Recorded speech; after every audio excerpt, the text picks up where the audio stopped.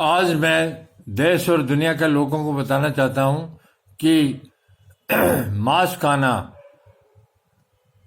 खाने के लिए जानवरों की हत्या करना, चाहे वो कोई सा जानवर हो, ये दुनिया का कोई भी धर्म किसी जीव की हत्या करने की इजाजत नहीं देता। दुनिया का ऐसा कोई धर्म ग्रंथ नहीं है जिसको मैं पढ़ता नहीं हूं और मेरे व्याख्यान नहीं आते हैं। यूट्यूब के अलग अलग चैनलों पर, जिसमें कुरान, बाइबल, गीता और तमाम जो धर्म ग्रंथ हैं उन पर मेरे व्याख्यान चल रहे हैं।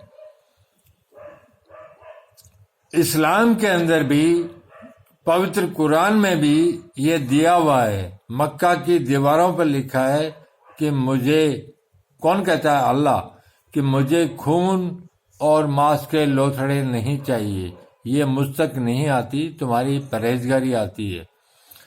जब ये लिखा है कि ये मुझ तक आते ही नहीं है, तो फिर तुम उनको काट क्यों रहे हो?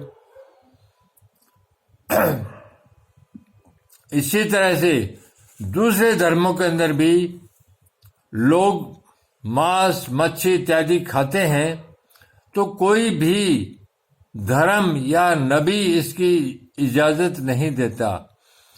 हाँ, कोई समय था कि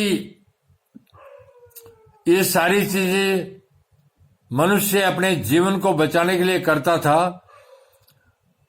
जिस टाइम मोहम्मद साहब पैदा हुए, उस समय अरब के अंदर बारिश नहीं होती थी, अन्न पैदा नहीं होता था। जब बारिश नहीं तो घास भी पैदा कहां से आएगी? इस तरह की हालत में अपना जीवन बचाने के लिए ऊंटों को काटा जाता था और खाया जाता था, ताकि मनुष्य अपना जीवन बचा सके। वो टाइम तो उस समय का था। आज तो हालत बदल गए हैं। अब तो खाने को बहुत सारी चीजें उसमें है। तो उस समय की कोई चीज जो मानव जीवन को बचाने के लिए थी, वो हमेशा के लिए तो ठीक नहीं हो सकती। इसी प्रकार से अलग अलग धर्मों में लोग अलग अलग भ्रांतियां फैलाकर जीव जंतुओं की हत्या करके उनको खाते हैं। तो ये कुफ्र और पाप है। कोई भी धरती का धर्म, वो तो एक पंथ है। परमात्मा एक है, उसका धर्म एक है। तो परमात्मा ने अलग अलग नियम थोड़ी बना दिए कि तुम मांस खाओ, तुम मत खाओ, तुम शराब पियो, तुम मत पियो। ऐसा कुछ नहीं है। परमात्मा ने, अल्लाह ने इंसान और जीव जंतुओं को बनाया और उसके लिए नियम बनाए हैं।